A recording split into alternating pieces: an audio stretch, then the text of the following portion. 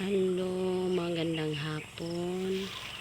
Ito ako sa baba sa bahay namin. Ayan yung lansones dito naninilaw na.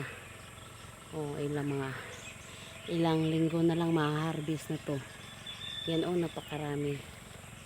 napakaraming lansones talaga. Ang dami yung mga sanga.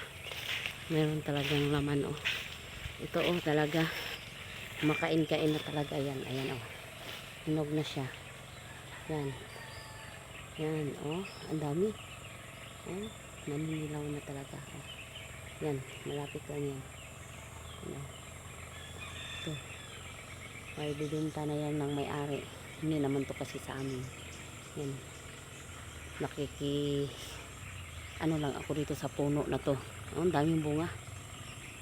Puno talagang bunga ng ng lansones. Yan naninilaw na, malapit na siya. Mga 2 linggo yan.